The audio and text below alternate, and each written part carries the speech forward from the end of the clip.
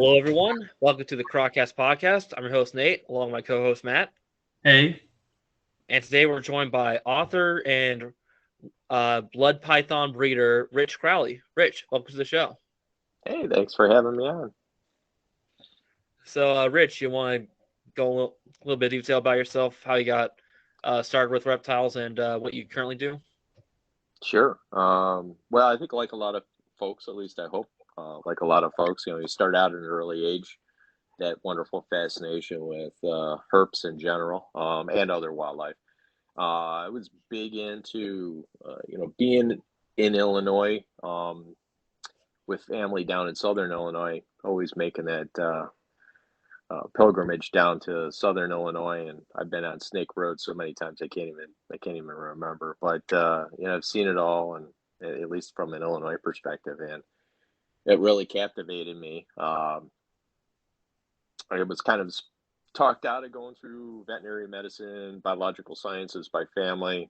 Not a big surprise, but my family has all been big into more on the business side. And the good news is, I went that direction and I've had a successful career there. So it allowed me to explore my herp passion. I've been a member of the Chicago Herp Society for, oof, I would say more than 25 years. I've been a board member for most of that journey. I've been involved with the adoptions program, which is basically rescue. I'm currently the sitting treasurer. This is my second year doing it. There's a little bit of a joke there. I am actually an accountant by profession, and I fought tooth and nail never to be the treasurer. And ultimately, I uh, became the treasurer for the last 2 years. But I've been president. Prior to that, I was president for three years, from 2017 through 2019, and I was president back in 2006. I've been involved heavily with local, and I say local, it's actually regional rescue within the Midwest, covering pretty much everything because of some unusual opportunities of proximity to Brookfield Zoo. I used to live right next door to it. I got heavily involved with helping them with a lot of the what calls of, I'll call them donations that were made to the zoo. And like a sucker, I volunteered to help them out with that. And I turned into, for about 3 years, I turned into about 7 calls a day. It was a full-time job all in its right. And during that 3 year period where I was officially the chairman with the Chicago Herp Society, I probably helped relocate somewhere around 5,000 animals. And that covered the gamut. I mean, we had, I helped Lincoln Park Zoo relocate a bunch of diamondback water rattlesnakes. I've been involved with a lot of crocodilian related issues. We've been involved with gaboon vipers pulled out of dumpsters out of O'Hare Airport. We've had monocle cobras, Pakistan cobras. Just a whole slew of quote unquote pets, which obviously those are not standard pets, certainly not in Illinois. But my childhood was all captive, or I shouldn't say captive, all wild collected animals, everything from frogs, turtles. I got big into invertebrates. I was big into crayfish and some of the insects as a kid.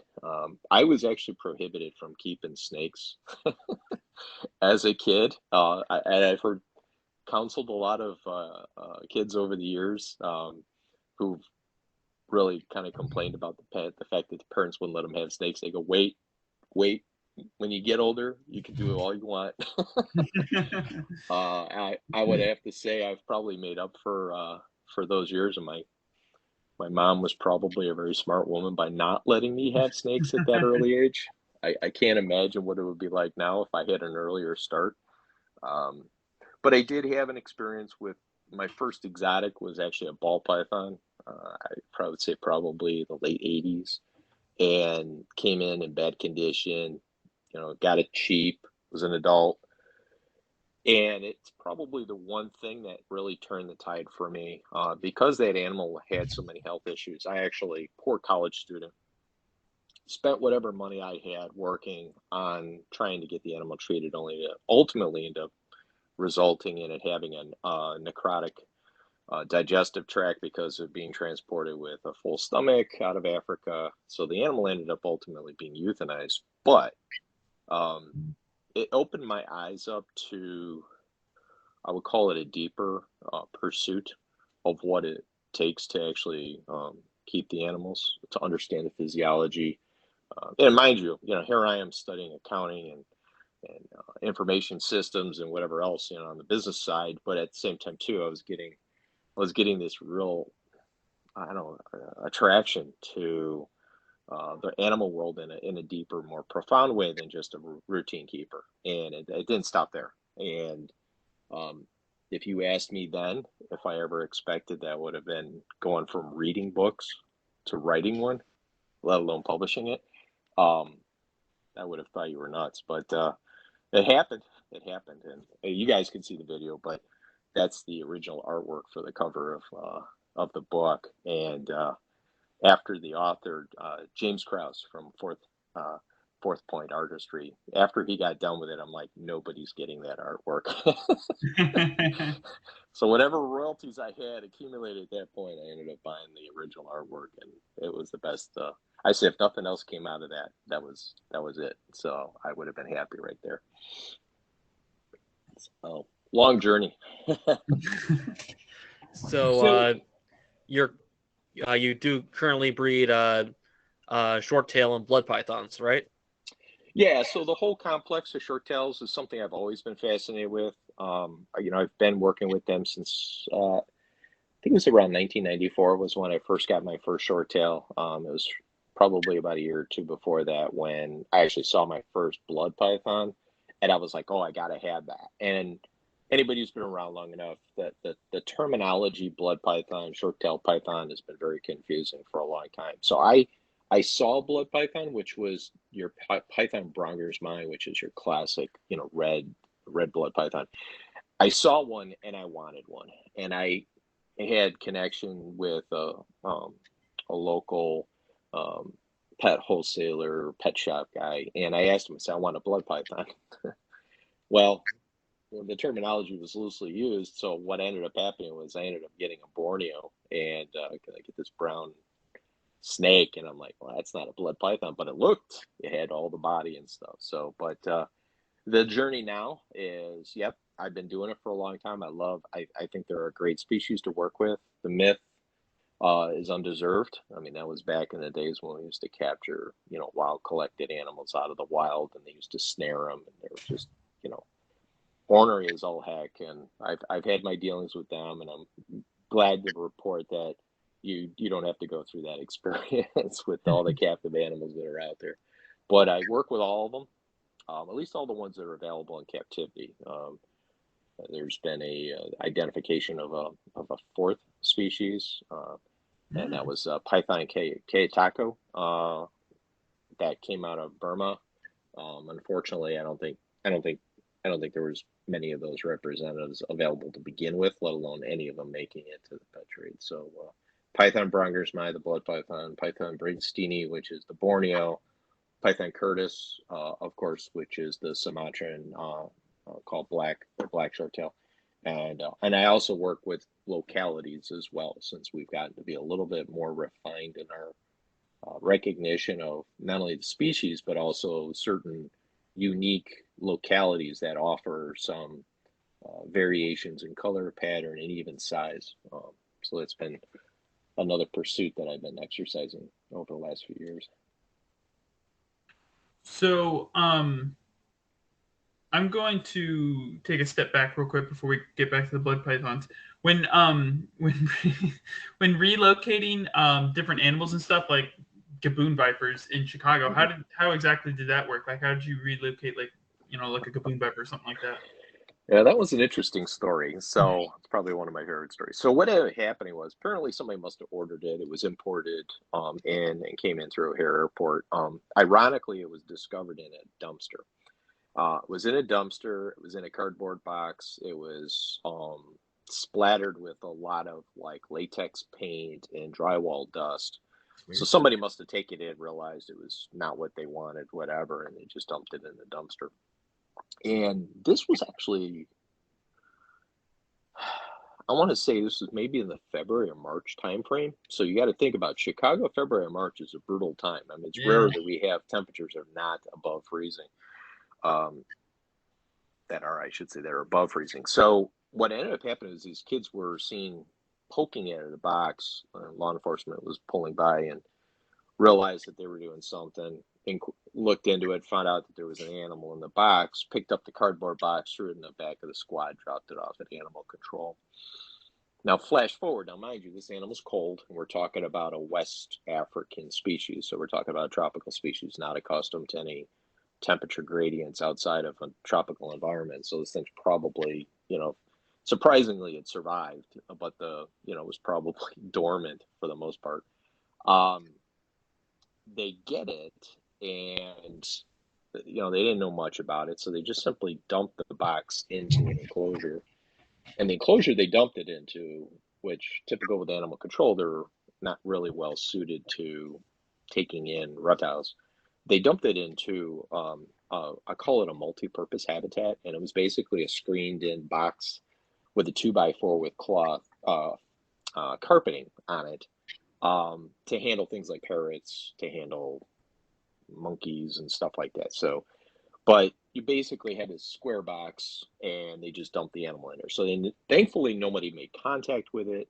They dumped it in there, and sometime later, a couple of the animal control officers, and of course, we worked with animal control pretty extensively, so we got to know a lot of the officers and stuff.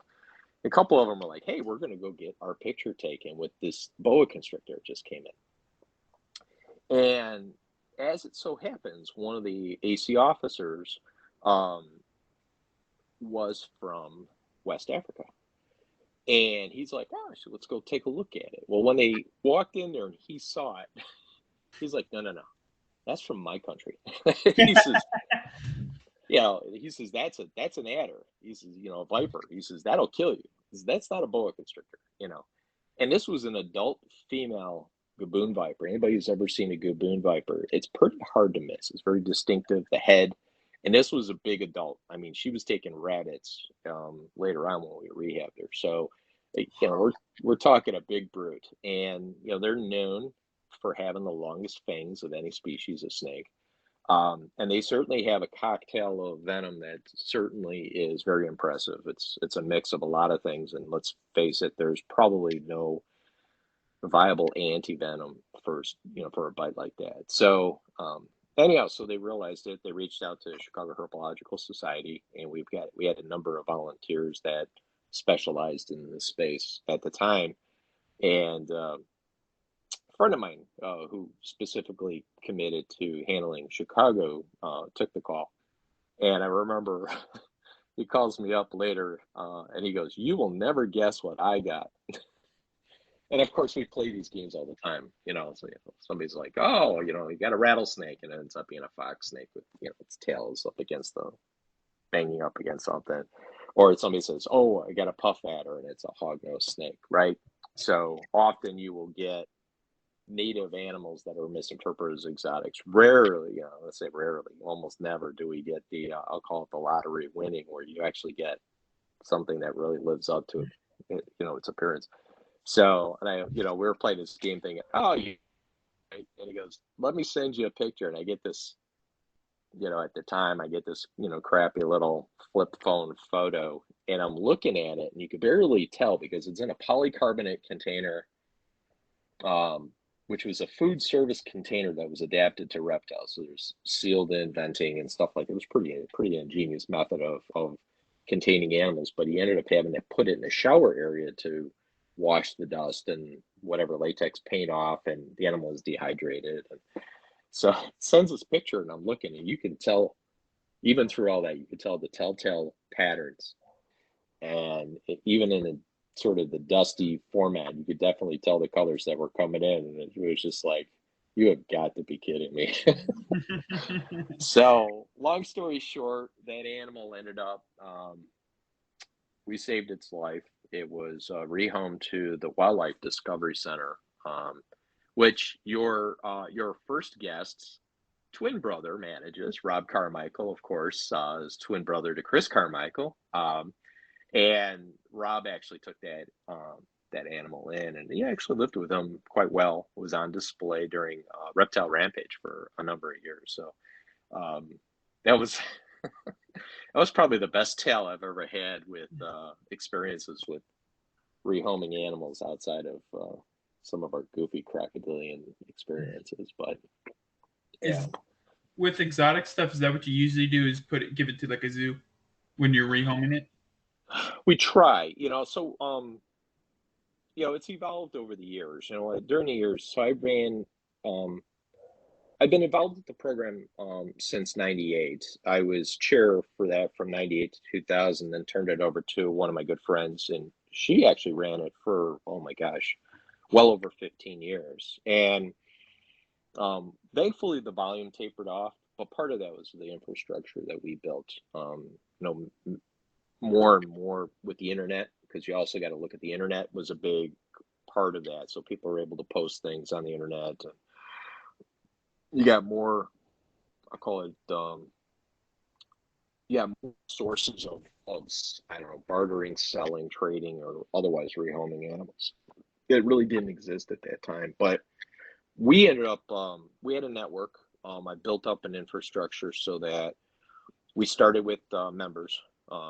Obviously, with a Herp Society, you've got people with a lot of resources available. You've got some former zoo curators and stuff that were our members. So we had we had a lot of great places to rehome animals. And then that was like tier one. And then tier two, we branched out to I call partner organizations. So like, when Rob was both a CHS member and he ran the Wildlife Discovery Center, and it was one of the few institutions in Illinois outside of Lincoln Park Zoo and Brookfield Zoo that was recognized as a zoological facility that specialized with reptiles and amphibians. So, one of the concerns there is that when we get animals in that were restricted in some ownership in Illinois, we wanted to make sure that they went to, licensed or recognized, institutions or individuals. And in some cases, if we didn't have local resources that were available, we worked in the Midwest, and then we increased our circles beyond that. And that was part of the effort that I developed early on, was building the network in advance of actually having the animals. So we had really like the phone tree, right? It's like, who do you call when you get a Gila monster, or what do you get if you got a gopher tortoise, which actually has happened quite a bit. So, endangered, threatened species, exotics, domestic. We kind of went down the litany to make sure that we had targeted areas that were the most appropriate final home destinations. And for Chicago, we were very, very fortunate from a number of different ways. We had great zoos, and even though it was rare that the zoos would take them, there were times when the zoos did take. We've had king cobras coming through O'Hare Airport. Brookfield Zoo took some of them. We had, I think we had a Jameson's mamba come through, and I know Rob took that with Wildlife Discovery Center. We've had a number of Central American and Caribbean specific locality boas that would come in, and we would place them in different places. Any of the native fauna that we took in, fox snakes, hognose, some of the turtles and stuff like that, we made an effort to actually try and place them with the few wildlife centers in Illinois that could use them for animal ambassadors, for training, teaching, any of that. So, we're very fortunate we had the means and process in place. Shipping wasn't as sophisticated as it is these days. Being able to just go to Ship My Reptiles, for instance, or Ship Your Reptiles, or any of the other ones, and just be able to pack up an animal and ship it over state lines. Just, it wasn't as easy back then. Yeah. So, but it was a really worthwhile experience, and it kind of opened my eyes up to a range of species that, out of necessity, I had to learn about, because I was taking a lot of these animals in, or at least trying to collaborate with people to sit there and say, who was an appropriate contact point for bringing stuff in. So, yeah, it was an interesting experience, to say the least. Yeah, for sure. So, with your blood python breeding project, what are some things you're currently working with your collection? Oh man, I got a lot of pokers in the fire going on these days. Um, so since '99, I've been working specifically with a locality of Borneo python. I got a bulldog who's trying to get into my office. The Sarawak short-tailed python. So I got a breeding pair working on that this season. Hopefully, we'll get a clutch off of that. I have some Banca Island blood pythons that hopefully they've evaded healthy clutches from me for a couple of years. So I've produced them before, but they're real erratic, real difficult to do. But I'm hoping for maybe one, maybe two clutches this year if everything goes right. Last season, I produced the first time intentional breeding of what I call the Nebula blood python, which is it's like four parts. There's one part wild appearing morph that presents calico style patterning, and it also drives some very interesting patterning anomalies on the animal. It's also genetic striped, and it's also the animals that I produced this year are both 100% hets for T positive albino and hypo from the BPI line, hypo line, I call it. The animals are really kind of wild. I mean, they hatched about, and the whole clutch came out the same way, with a lot of variability. I had incubation problems with it, so I didn't have as many animals going the term that I had hoped. I had a fan failure on my incubator, so I had the eggs were actually incubated, I want to say close to 84, 83 degrees Fahrenheit, which is really, really low for blood pythons. The target for them is usually more like 87. So, but all the other ones I have left, I've got 2.2, and they're rock solid. They're really doing well. Outside of that, I've got a 5th generation Borneo clutch going on. I'm excited for that. That should produce, I don't even know what it's going to produce. Borneo genetics are kind of mind-boggling. You guys follow that at all? It's really kind of hard to predict. But you've got things like striping. You've got what's called granite or marbling, and they're two distinctly separate type of appearances, though they look similar in certain phases. You've got the lattes and the ultra brights and the ghosts. They're all kind of in this group of pattern and color mutations that enhances the look of the animals. So I got a 5th generation pairing going on there, so it might produce some patternless stuff. It might produce some oddball patterning with striping. Who knows? I mean, there's a lot of potential there. I have, what else do I have? Get some. I'd like to produce just classic red blood pythons. Everybody. There's the mutations that are out there, and kind of like the ball python and other morph crazes. Everybody kind of wants the newest thing, but there's a lot of people that are looking for just sort of that classic fire engine red blood python. And I've been trying to work on a consistently reproducible high red appearance, and with some pattern enhancement that actually reduces the pattern to add more red coloration, but yet not eliminate the pattern. So I've got a couple of selective bred lines that I've been working with. I'm hoping to produce maybe at least two more clutches of those next year. So and then I've got raising up some Python Curtis, some Sumatrans. Hopefully I'll get some clutches by them. If not this year, hopefully next year. So you kind of touched on this already, but something that everyone kind of has a different opinion on when it comes to blood pythons is their temperaments, and stuff. So what's your opinion on that? Having worked with them a lot, just everyone has an opinion. Just what are your thoughts on that kind of a subject? Well, just like everyone has an opinion, and the old joke about that, every blood python has its separate personality, which is also like that. So what I found is that there are, certainly in captivity, we are, just by breeding and producing and keeping the animals in captivity, we're naturally selecting animals that are thriving in captivity. And what I found is that when you breed really mellow, nice adults, I'll call them pet quality adapt, if there is such a thing. When you do that, you produce really mellow babies.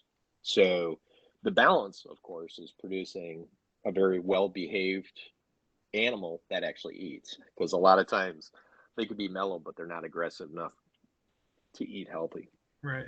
So the other aspect I go by is not just simply trying to produce animals that are genetically, inheritably nice, but also to work on, I'll call it behavior modification. I've taken in defensive, I don't want to say aggressive, defensive animals, and found that really with some TLC and some trust building, they can turn around very well and adapt themselves to a very mellow disposition. But that being said, all it takes is a couple of keeper errors that can trigger the animal to revert back into a defensive or stressed environment. So the biggest aspect that at least I hope to have contributed is by writing the book, was to get knowledge out there people can refer to, and at least start with understanding that blood pythons, any short-tailed python,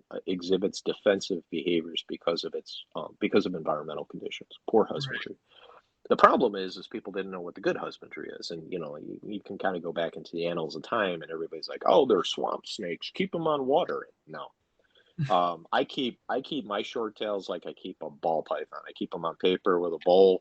I might keep them on cocoa. Quite honestly, I find myself doing less cocoa, more paper, because they urinate a lot. And one of the key triggers to bad behavior with short-tailed pythons is they're prima donnas. They don't like a dirty cage. So you got to stay on top of that. And they pee a lot.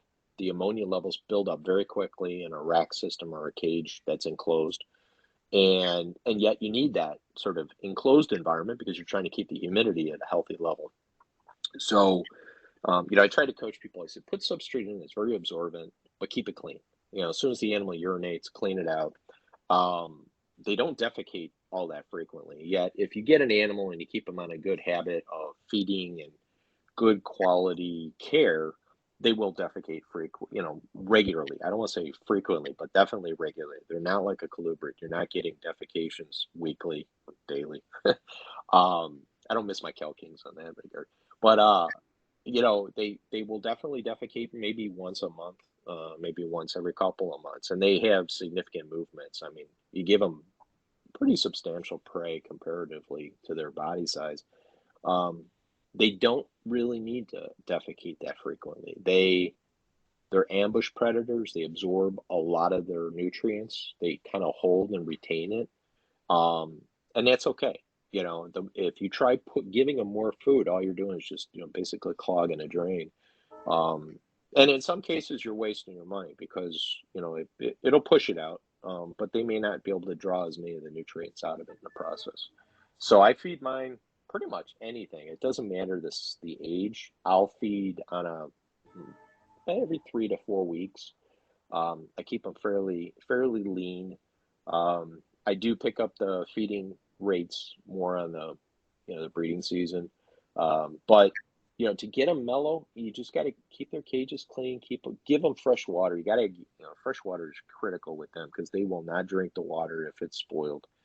The other thing I do, which is really a key as a breeder, is that I try to establish the animals to be successful with their new owners. And one of the ways to do that is there's when the babies hatch out, people have this sort of innate need to separate the animals right away. And I do not do that. So I will take 5 to 6 babies at a time right out of the egg.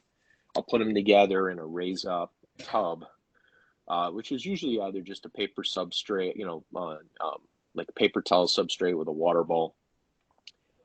Some people actually don't even do the substrate. They just do like a real thin layer of water, just enough for them to, to kind of move around in. But keep them as a group in that highly humid, environment as a group for about a week or two. And what I found is the babies can come out nippy, but they kind of teach themselves very quickly when their siblings are slithering over them, not to nip out, because they get bit in turn and they don't want to bite. So it's kind of funny. It's like, within 2 weeks you get these little piranha, and they all of a sudden they all like chill out. And that's only the ones that tend to be that way. I've got clutches that'll hatch out and they never get nipped at all. Straight out of the egg, they're good. Throughout the first 6 months of rearing them up, they're fine. So part of that is keeping them together as a group. They get kind of used to that. They're almost like bulldogs. If anybody's ever had experience with bulldogs, they kind of like to pile on top of each other in the litter. So I raise them up that way. I don't offer food to them really until the egg yolk is completely absorbed, which is usually, it's at least 2 weeks. It's more like 3 weeks before I even offer prey to them. And I offer mine at night, really warmed up, frozen thawed to begin with, at about 105, 110 degree temperature. And about half of them will take frozen thawed. The other ones they take live usually are starting out with a small, sometimes even a medium mouse as their first meal. People tend to make the mistake of going with, it's not like a ball python. Don't offer it a pinky. They're going to look at you like you're nuts. They like big prey. They're always like that. And it's funny, once you get them to the point where they take large rats, which could be probably, I don't know, maybe about 18 months out, 12 to 18 months in some cases. They stay on large rats for the rest of their life, which is great. Talk about uniformity. Keeps the food bill cheap. I mean, they'll take bigger stuff, and quite honestly, I'm like, you're just wasting your money. You want to give them a rabbit, that's fine. They're going to get fat, and they ain't going to breed for you. So let me ask you this then. So, would you say a blood python? Would you say that is a reptile you would recommend handling, or would you say that's more of you could handle it, but it's better to just kind of let it be in its They present an interesting challenge from a handling perspective. They're not a clingy snake. They're not like a ball python or a boa that's going to hang on you, right? And that helps. And a lot of times I find people, when they have a difficult time with their animal and it starts being aggressive back to them, or actually defensive, is because, you got to support their whole weight. And, a good hefty, large blood python, you're talking 6.5 foot, probably 25, 30 pounds. It's very uncomfortable for them to be held at, let's say, 2 points, right? Left and right hand as you're holding them. There, depending on the weight, that might be a lot of pressure in those specific areas that's uncomfortable for them, right? It'd be like somebody, when we were kids, it was kind of fun when our parents would hang us by our hands and, airplane us around. But for a snake, they don't like that. So they're, I tell people, I say it's a lap, for lack of a better way, it's a lap snake. Some issues and challenges with that. So you want to be able to support them. You want to support them in their body as much as possible. You can't put them on your shoulders; they'll roll right off. Yeah, they're not very well equipped to hanging on things. I'll just say that. But but they can be very you can interact with them, you can handle them. I mean, I've got customers that post regular pictures, raising them up and, having some fun with it. And there is a degree of intelligence, I think, with most snakes, and certainly short tails are no different. They recognize habits. They recognize, I think in some degree, they do recognize their owners, in some basic ways. So, I mean, they can be fun. I mean, at least for, people that are enjoying an animal, that just to observe them interacting. And, I mean, is there anybody out there who doesn't handle a snake that talks to it and doesn't realize that they don't hear you, but we do it anyways. But, and I I interact with mine pretty much weekly. Part of the cage maintenance and surveying and assessing the animals. And during the day, I have no problems with them whatsoever. But I'm going to tell you, when the lights come out, they take on a Jekyll and Hyde attitude. I mean, they're like, all right, playtime's over. Give me food. And it's actually a good behavior as long as you respect and understand it. But yeah, I mean, you can hold them, you can handle, but you got to be able to support their body. Um, back in the days when we were doing Chicago Herp Society's Reptile Fest, I would bring out a bunch of short-tailed pythons, and it's really difficult to be able to give somebody a snake of that sort of that size and girth and expect that they can manage it well if they've never handled a snake before. So what I would find, it actually worked out really well, is that young and old, I'm like, you hold the lower third and I'll hold the rest of it. And it worked out well because you're literally spreading the weight across that whole area. And the animals actually would sit still and kind of chill out from that, especially with the background room temperatures being less than optimal. And then you got this nice heat source of people, just pawing at you. So, and they got great skin. I mean, it's the good and bad, right? I mean, they're Yeah. harvested mainly for the skin trade. And we've luckily saved a few of them along the way through our hobby, but they have a great texture, their scales are really nice and tight. They're together, overlapping really well, and they tend to have a real soft, almost like a soft feel to them, which is great. And I think part of the experience of being a reptile keeper is interacting with the animals. So the tactile, interactions you get is, if you can get something off of it, it just encourages us even more to interact with them.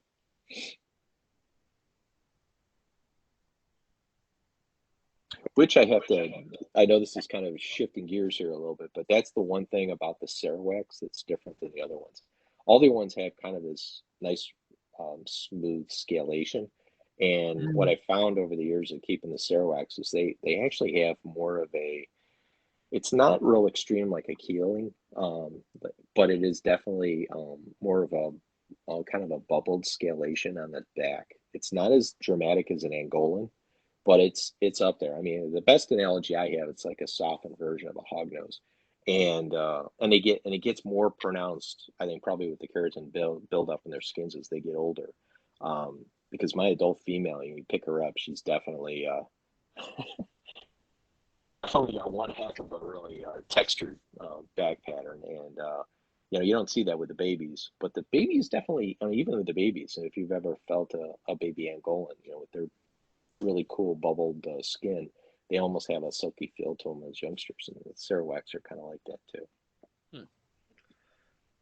So you mentioned your book a few times before. You want to go into detail about that a little bit, like what's called and where people can get it?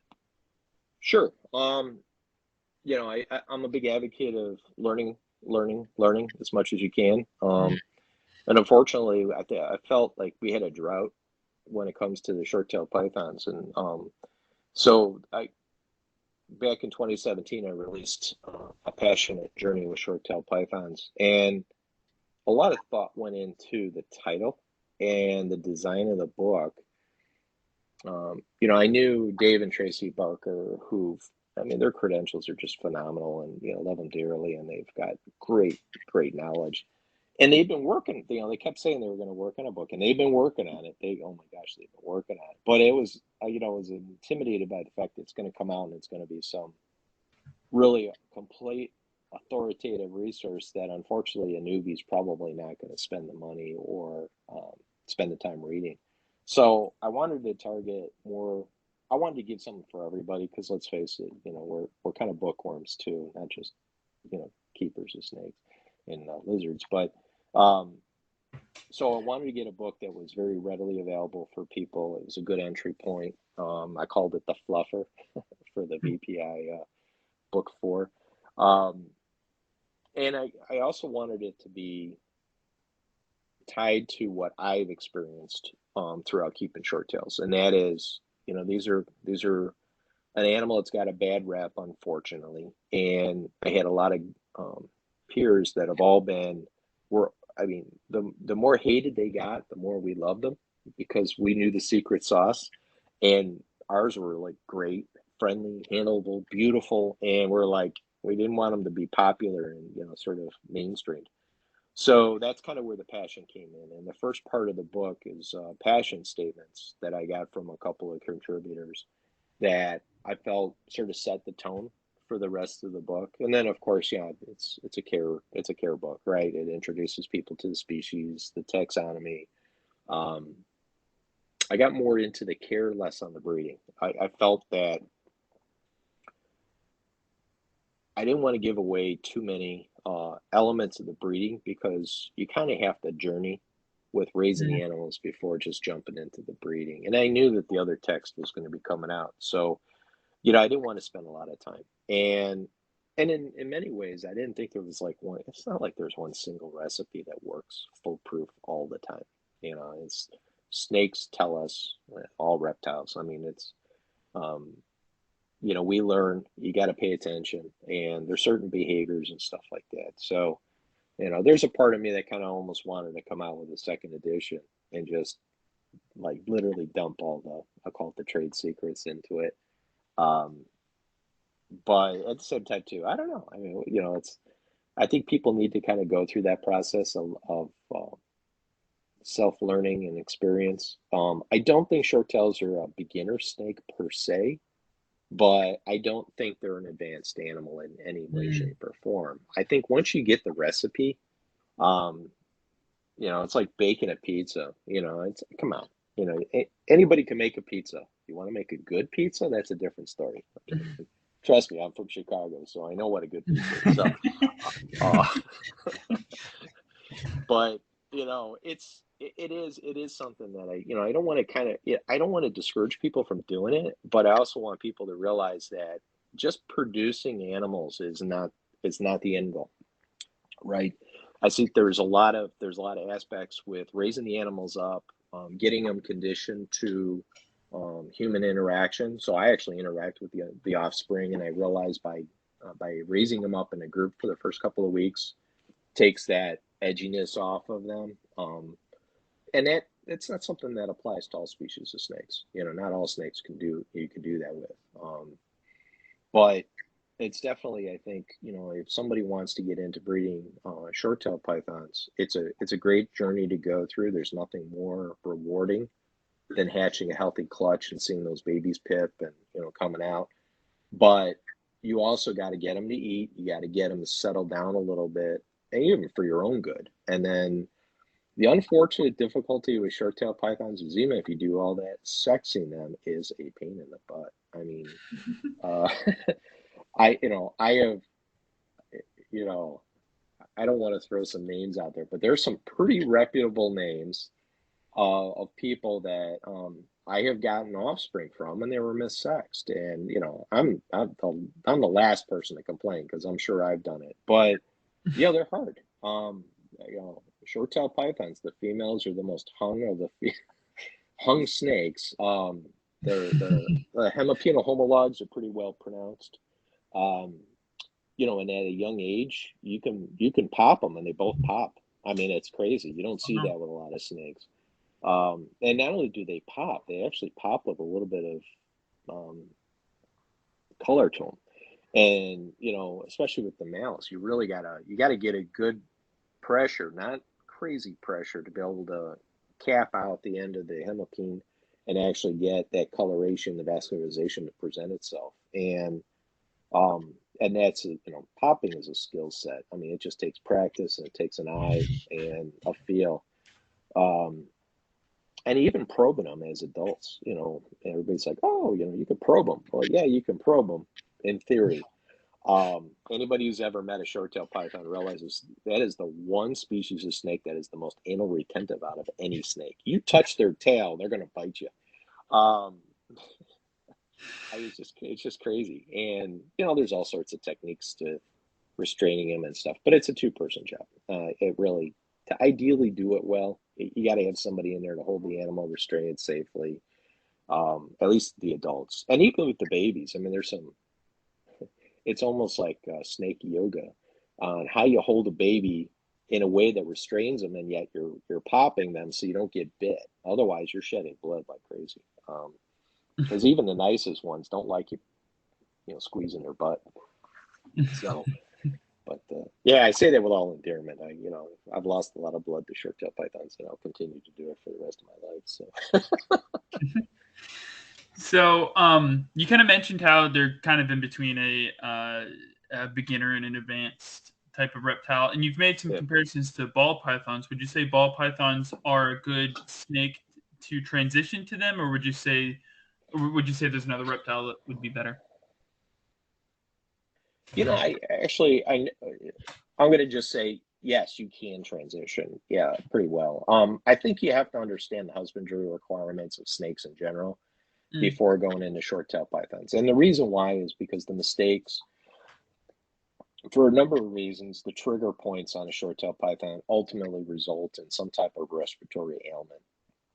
And it is so difficult to turn that around. And I mean, there's a lot of other underlying causes that are suspicious that why short-tails are like that.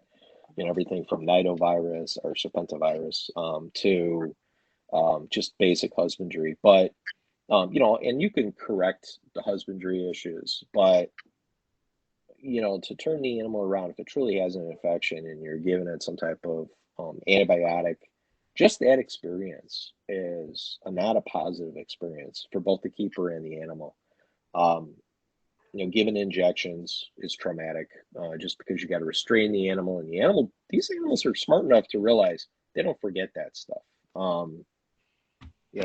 I've tried over the years trying to come up with different techniques of treating the animals in such a way where it's minimally invasive. I've done PVC restraining tubes that were channeled so that the animal slides through and there's no wiggle room for them, and it's easy to just give them a subcutaneous injection. I've done nebulizing.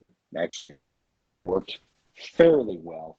But I think there's a lot of clinical studies that still need to continue to see about the efficacy of the antibiotics when it comes to inhalation. And as you know, if you've got an animal, most snakes, I say most snakes, many snakes obviously they have two lungs, where one lung generally is smaller than the other lung.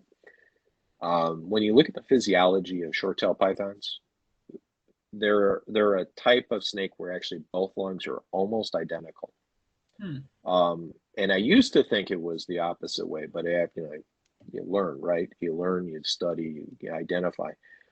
But there definitely is, because of the nature of how the fact that they're an ambush, very sedentary snake, they don't move around a lot.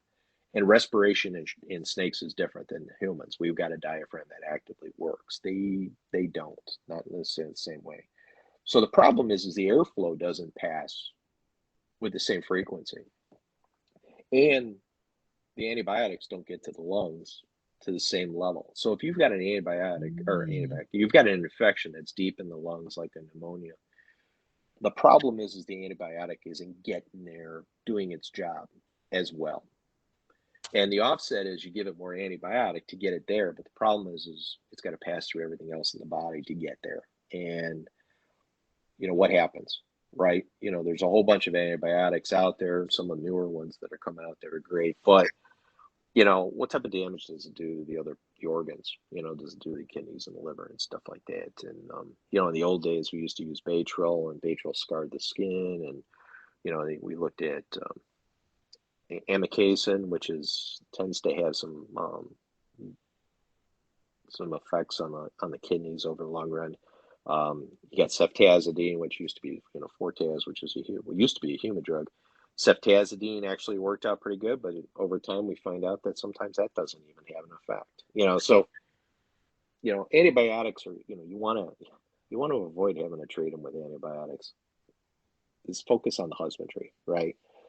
Clean air, low toxins in the air, which means get rid of the ammonia from the aerates. Make sure that they don't have fungus and mold building up inside the enclosure, and that's the reason why I tend to move away from things like cocoa fiber, cypress. And they all tend to be minimal when it comes to mold and fungus. But, moist environment where you've got a plant material, you're still going to get it. And sometimes people don't see it, especially if you got a deep layer, you might have fungus and mold developing underneath, and you're just not observing it because people are not going in there mixing it like they should. And where are the short tails? They love to burrow. Oh my gosh, they love to burrow. If you give them burrow material, they're going to burrow. And unfortunately, that means that they're putting themselves potentially at risk in those environments where we're not changing out the substrate. Otherwise, you're changing that substrate out on a weekly basis, and it's just, I think it's not cost effective, and you're just filling up landfills. So, I try to consider that when we go through there. Paper is great. It's cheap. It's easy. Yeah, it's not real aesthetic, but it works. And I think, there's a lot of other ways you can give the animals things to dig in. That being said, I will use cocoa for younger animals that refuse to eat regularly. So sometimes they need that extra assurance, insurance, I shouldn't say insurance, being able to, dig in. So I'll mix a little bit of sphagnum, cocoa fiber, maybe even cypress, depending on whatever available. But by the time they get to be a sub-adult, say maybe a year and a half old, they should get beyond the eating issues, and you should be able to keep them on paper fairly well.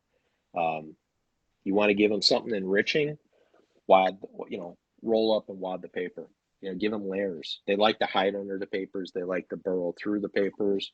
You don't have to be pretty with it. It just gives them something that they can feel like they're secure. And I've seen a lot of videos of these animals in the wild. They tend to be, at least the Borneos. I can't say the blood pythons, but the Borneos tend to be more fossorial. Finding them in burrows all the time, and in abandoned rat holes and stuff like that. And fairly deep. I mean, it's not like they're right at the surface. I mean, they're going down, and they got to be dug out.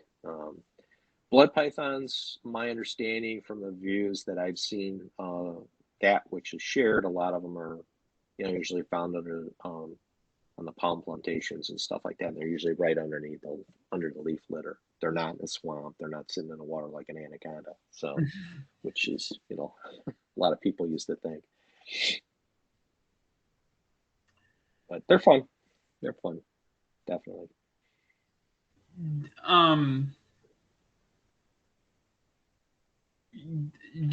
So I actually read this morning. I woke up and I saw this article. I get like notifications of these articles. You may find this interesting, being that kind of some of this stuff. But I read this article that was saying that among squamates, so lizards and snakes, and this article was published 2 days ago. It was saying that apparently speciation rates aren't affected by geographic isolation in reptiles and snakes, which I thought was super interesting.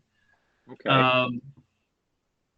So yeah, they thought like reproductive barriers dealt with more with speciation among snakes and lizards and stuff, but geographic isolation didn't seem to have much of an effect on it. So I thought it was really interesting. I don't know if you have any thoughts on that. It seems how, especially with like working with blood pythons, working out morphs and all that kind of stuff. Mm-hmm. Mm-hmm. Well, it's kind of interesting. So there's obviously some other environmental factor that's driving speciation, right? And we're also talking animals that have been around for, in some cases maybe a couple million years, and without much change.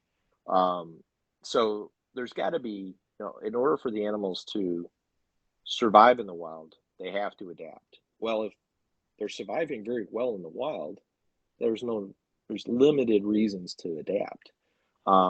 Getting into that good old evolutionary biology, but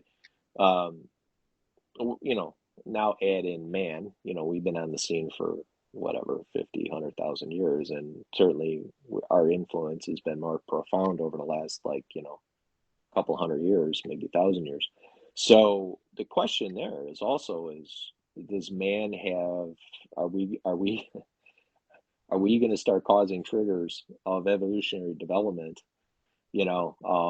quicker? So it'd be interesting. But when you talk about the geographic isolation, um, if the animals lay, so perfect example. So when you look at python bredenstini and you look at the Sarawak specifically compared to other the Borneos that are found in captivity, by appearances they look pretty much the same.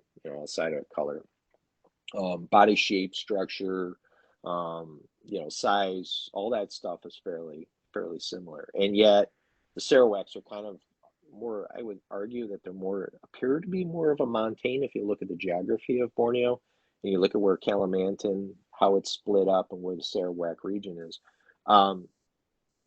They're different. Now there hasn't been enough work done, and I know Chris did some original work on the DNA, but what drives those differences? Well, now take the Borneo and compare it to the blood python or Python curtis, right? So now we're talking about animals that are on separate islands. They've been separated for some time, and yet they're still similar in many ways. Why a red coloration? Well, blood pythons can be red, yellow, and brown, but from a physical perspective, they're very similar. I mean, there's scale count differences and stuff like that, but they still feed the same way. They're still an ambush predator. But so geographically they've been isolated for a while, and they haven't changed much. So that's interesting. But the question is, they have changed. They have changed some. So if it's not geography that's causing that change, especially if you look at Brongersmai versus Curtis, you have blood pythons, much bigger, up in the north of the island of Sumatra, and then you got Python curtis, the black short-tailed python that's south of the island, and they've got a mountain range that kind of splits it in the middle, and yet that one's smaller. It's black in coloration. So what's driving that variation over, a bright red or dark red animal in the west, in the north? So I'm not sure we're ever going to answer that, but it's kind of fascinating to look at it and say, well, why? Yeah, what absolutely. triggered that? And geography, I could argue the geography is not much different. I mean, the fact that they're separated, yeah, but there's not much of a difference between the two. Maybe coastal differences and stuff like that. Some very, very minor temperature differences. So yeah, it's there might be a little bit of randomness that just happened to take, and that kind of what we see more than anything else. Well, that's part of with the geographic isolation. It's not just the them being separate. It also has to be because they can be separate, but if the niches are still the same, then there's nothing that's going to drive the any kind of differences that are going to make them not recognize each other as potential mates. So there's also got to be the isolation as well as the actual niches that they're fulfilling have got to be significantly different for the fact that it would change their evolution over time. So yeah, that's kind of an interesting. You send me that. Send me. I would love to see the link on that one. Kind of yeah, I'll have to send it to you. Yeah, for sure. Yeah, I'll geek out on it. I love it. Yeah. So besides short tails and bloods, what are some other reptiles you work with? Oh my gosh, I gotta learn to draw the line somewhere, but I don't. I've actually been a big monitor guy for a long time. Not big monitors, just big into monitors. But I've had big ones. I mean, I've had Asian water, I've had Nile, I've had my one love was Varanus Dorianus. I had a blue tail monitor that I just loved. I just rehomed an Argus monitor, big female, to somebody hopefully you can breed. That's part of the rescue side. I've never actively pursued, with the exception of a couple of Eckies I have them. I'd love to see eggs, come out of. I just enjoyed the fascination with keeping monitors, so I've had them. I love the challenge with them, especially the bigger species. I got tortoises. I've had tortoises for probably close to 30 years. I've got a couple that I've had for pretty much 30 years, big beasties. I've got a leopard tortoise that's pushing the 30 mark. A lot of animals that I've rescued over the years that I just kind of had a bleeding heart and hung on to them, and they've hung on and thrived. Um, I would say the bulk of what I keep are the short tails. I love short tail pythons. And I tend to be predisposed towards Indonesian, Indo-Australian species in general. Yeah. Um, I love that whole region of the world. I mean, if I could just like literally just carve that out and stick it in my reptile community, colony, I would be a happy person. But um, there's down the road, I've got plans to get into Kimberly Rocks. Definitely, right now, I'm actually in the process of designing enclosure, make sure that I do justice with them.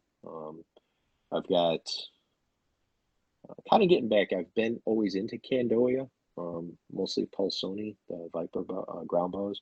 But I started getting into uh, the Aspera, Candoia Aspera, the actual Viper bows. I just love them. And there's a bit of a kind of interesting parallel to the short-tailed pythons. I think I see a lot of short-tailed python keepers getting into whether it's the Solomon ground boas or getting into the Viper boas. I think I see a lot of people getting into them. They're that really laid back sedentary species. I think they call them the sleeping snake in their native locales, just because literally they don't move. And yet they're fun. They're fun. They're real small. They're not, they're pretty nondescript. But they've got a fascinating. I love the heads on them. I think they're just really, really cool snakes. Getting them, of course, established is a pain, and getting babies to eat is just the big challenge. But they're fun. That's probably my latest little indulgence, is trying to get them going, and maybe one day down the road being able to produce captive babies off of them. But I've always had a green tree python in my collection. I just love it. It's like having a classic piece of artwork. And I've got one that's, I think it's a Maruk Lere kind of cross. Um, just beautiful green with beautiful blue diamonds down the back. It was yellow and red when I got it. So I've had that one for probably quite a few years. And I had a Biak before that was it's like 6 foot long and the meanest snake I've ever had. And it was also my most enjoyable snake. I loved it. I think I had that thing for like 16 years. It was awesome. Yeah. So Yeah. I'm also a really big fan of the Indonesian Australian snakes. yeah, Like I actually have a scrub pythons. That's what nice. I'm getting into. So I know it's kind of suicidal, but I love what I love. Yeah, I've kept a bunch of them. I had D'Albert's pythons. I had Liasis fuscus. I had yeah. What else have I had?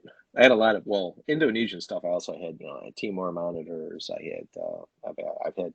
I've had a number of Argus monitors over the years. Raised them up as to adults, and they thrived. Um, Also recognized too, because I've kept the animals long enough to be able to see them go through from juvenile to what I call geriatric age. We're getting better at our husbandry and our knowledge of nutrition and other aspects. So I'm in the camp now where I'm kind of like, yeah, I cringe a little bit at the rack systems. They're great. They're very utilitarian, but nothing beats keeping an animal, like, which you can't rack any lizard species really. But I love being able to give a fully decorated, elaborate, large enclosure to a monitor and just let them go. Um, you know, I actually started doing enrichment with a lot of the lizards, and with the monitors especially. I used to take the dog Kongs and I would put prey inside them and let them play with that and give them obstacle courses within their enclosures to kind of like a puzzle. Like I'd take a box where I would tape it, but I'd cut holes just big enough for them to sniff. And you get a big Argus monitor, it's 52 inches long. They're going to rip a cardboard box in a matter of time. But is being able to put the little inserts in there and then put prey inside the inserts, and of course, as you guys could tell, I unending supply of beer related cartons for them to play with. So My but My personal favorites are monitors. Awesome. And so you mentioned keeping Nile monitors, which also have a reputation of poor temperaments. What are your thoughts, since you also keep bloods? What are your thoughts on Nile monitor temperaments? Um, I think we do ourselves a disservice with, I've moved away from dealing with imports as much as I can. I support captive breeding. I'll pay the crazy prices for a really good quality captive bred animal because I've gone through the days of trying to establish imports. And I think that's the biggest problem with Savannahs and Niles. They're just disposable. They come in, they're all capped, they're all wild caught, um, loaded with parasites. They've got other issues, dehydration and stuff. And more importantly is they haven't they haven't had the ability to get established in a captive environment. And um, you know, I've seen people get really successful with target training and other techniques with sort of taking the edge off and getting the Nile monitors to chill out more. But there are, Niles and Argus monitors, really high strung species. They need a lot of ground to cover. They need a lot of challenges to keep their minds challenged. I think if you can adapt to that and work with them, they're fine. The problem is I don't think we've done it enough to be able to get them to the point where they're trustworthy enough to actually, confidently interact with, um, the public and stuff like that. I mean, I've had I had some interesting Nile monitor experiences, but my first Nile monitor, and I'm going back a long time ago, I got to the point where I brought him in. He was 9 inches, and in 6 months he was 29 inches. And I know I Wow. could have pushed him even farther. And I tried working with him, and he just wasn't working with me. And at the time, I was sharing accommodations with some friends of mine, and they were a little freaked out. They were a little intimidated by him. So I ended up with a reptile friend of mine, and he was like, "Hey, I can take him off your hands." And we worked out a trade. And of all things, I traded him for my very first bearded dragon. Really? Are you serious? And mind you, bearded dragons at that time were like a couple $100 a piece. So I mean, this was long before bearded Mm. dragons came into the scene. And I was like, yeah, for this little lizard, and I'm giving him, I probably had hundreds of dollars of food into that thing. Um, and it was interesting for about I think I raised and bred bearded dragons for close to 20 years, and Wow. got into the early stages of with Philippe Fajoudi and Bob Mayu with the Sandfire Dragon Ranch and getting some of the color morphs and stuff. And I remember raising the babies, and oh my gosh, I'm like, I had one female that produced over her life 170 eggs. And it was just like, all right, that's enough. I was going through like 5,000 crickets a week. It was just crazy, Jeez. Yeah. I was getting clutches every 4 weeks, and I get like 30 eggs, and I had more. Yeah, one time I had more than one female doing it, and I was like, all right, enough's enough. The day job started interfering with my reptile experience. Yeah. Did you have trouble trying to offload that many babies? No, actually, I was pretty successful with it. That was Wow. also in the early, and I'm really dating myself. That was in the early days. Chicago Reptile House was fairly new. They had only been on the scene for a couple of years, so I was actually wholesaling all my babies through them. Oh wow. Of course, I actually was just there today, and I haven't been at the store in a long time, but they've been around for a great time. Brian Potter and Jeff Lotico, who own the place, or obviously everybody knows Brian from NARBC, and great guys. I mean, I've been there. I bought my original Vision cages from them in 1998, and I still have them to this day. So it's like, it's a long-term relationships. But and we worked out a program where I would actually, in the early days, they were like, "You've got bearded dragons, I'll buy them." And I'm like, no. I want them to survive. I want them to thrive and stuff. So we worked it out where we actually raised them up. They hatched out typically 3.5 to 4 inches, and I would raise them up until they were at least 6.5 inches, because they had a higher success rate with new owners. So we kind of established that, and obviously the diverse diets. But this is back back in the day, we didn't have books on bearded dragons. You know, it was just, or they were just coming out. So we were all experimenting. You know, like, what's this UV thing? You know, we learned a lot, man. The old saying, we've come a long way, baby. Yeah. I actually had hair back then. No, well, that's what reptiles drives you to, I guess. Yeah. Low maintenance. Yeah. See what you guys. That's what you guys get to look forward to. Yeah, grow it on your face, because once it comes off your head, nobody's gonna recognize. That's what we're trying. What would you say is your favorite monitor that you've worked with? Oh, without a doubt, the blue tail monitor. I got that one. Actually, I got that by accident. So Brookfield Zoo got the male, and I ended up getting the female, and they both came in through a confiscation. And I got a call from animal control offices out of Milwaukee, and they had taken in a confiscation that was pretty serious.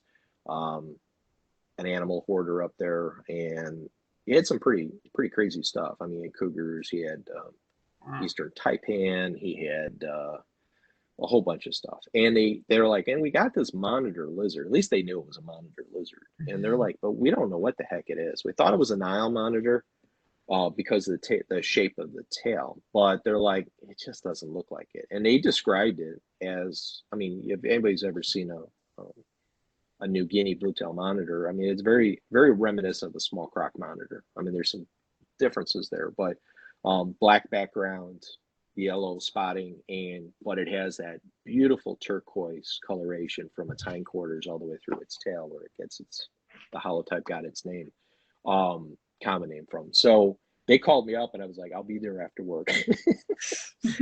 I knew right off the bat what they had. So I mean, literally, it took me a couple hours that day to drive out of work, drive up to Milwaukee, and come back. And I was like, you know, when we opened up the bag, you know, it was a juvenile. It was probably not more than maybe 16 inches long with the tail, pretty small. And I looked at it and was like, all right, you know, this thing is, it's, you know, you could tell it traveled, you know, it came as an import. I had it for a number of years. I got it up to over 4.5 foot. It was a real shy eater. It would regurgitate if you walked into a room within a half an hour after it ate. It was had this really nasty habit of spray pooping on the walls and spray paint. But it was a fun species to work with, and I ended up getting a couple more after that, trying to work out a breeding regimen with them. And they're the modern, they're the ones that remind you it's a modern day Veloster. They were just brutal. They would bite and claw each other during breeding activities, and she was a big female, and she nearly killed her cage mate through breeding activities. He tried, she wasn't receptive, and she opened him up in 2 places, and I was just like mortified. You know, went through, had a great vet at the time, sutured up, put it through antibiotics. I'm going to tell you, within 6 weeks, you didn't even know anything happened. It was like, they're amazing animals from a recovery perspective. But at that point, I was like, yeah, you know, I mean, and I had them in a big enclosure, like, you know, small room size, closet size. And I was like, that's not big enough. You know, you got to give them the ability to escape from each other and create almost their own micro habitat, you know, separate from the other animal. And I think it probably would have been better if I'd raised them up like as, you know, same size juveniles, you know, as we've seen that with a lot of monitors, and you have a little bit less risk of that of fighting. But it only takes one, you know, I mean, either one could kill the other pretty quickly. I mean, their teeth are insane. Not as, they're like mini croc monitors. I mean, they're just, you know, fascinating animals. But, you know, I've got some pictures from back then of what I had. But when we moved into the house that I'm in now, my wife was like, you know, we're going to try selling this house. And it doesn't help having a monitor lizard that, you know, with the diet it was eating, it was just, you know, it's not the most was a pretty pungent smell. So I had a good friend of mine at the time down in Southern Illinois, took it in, and he had it for a number of years after. I didn't have the heart to ask him if I could get it back because his wife was like taking care of it by that point, and she loved it. So did well with it. And I figured, maybe one day I'll get back into it. But yeah, too many species, not enough space. Yeah. But they're fun. They're fun. Yeah. What makes you like them more than well, my personal favorite's an Asian water monitor, but what makes you like them more than like the water monitor that you worked with or Nile or anything like that? I don't know. It could be as superficial as just the look. Yeah, I love croc monitors. I love, blue tail monitors. They have a similar physical shape and stuff. Love them all. We're talking fine line. But, it's just they were fun. It was a good experience for me. Ask me again a year from now after I get my Kimmy Rocks. I might change my tune. I love my Ackies, and don't take that the wrong way. I think the Ackies are awesome. They're fun. Yeah. They're interactive. But I also like animals that have got some size to them, and part of the challenge is when you get chased around the room by your monitor, you live in. So, and I love my Argus. I mean, I love the Argus when I had them. I mean, I've had a couple of them over the years. When they tripod up and they're almost waist height on you, you're like, little Godzilla there. That's cool. And I had a male that would tripod anytime. It did not take much. He was always curious, and he had to look.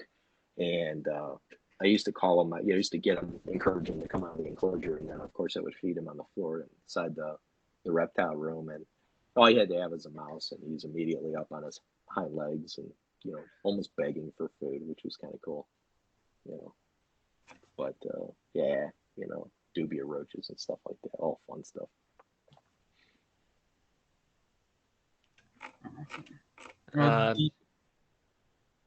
Matt, you have any other questions? No, I was just going to ask if you had any more. Other than that, I think it's a good place to stop. We talked about a lot of stuff, especially blood pythons as something I was really interested in. So I'm glad we got to learn more about those guys. But yeah. Awesome. Well, you guys, if you ever are looking to scratch that itch, hit me up. Let me know. Yeah, absolutely. Oh, definitely, we'll do. Yeah, I'll send you that article too. Yeah, that would be great. I always love to read that stuff. Cool. Yeah. Awesome. All right. Oh, thank you for coming on the show. Thanks for having me. I wish you guys the best of luck. You've had some great participants so far on the podcast, so I look forward to hopefully many, many more from you guys. So keep up the good work. This was fun today. Right. Yeah, thanks. Appreciate it. Sounds good. Yep. Thank you for coming on. Awesome. Have a great evening, guys. You too. All right, thanks.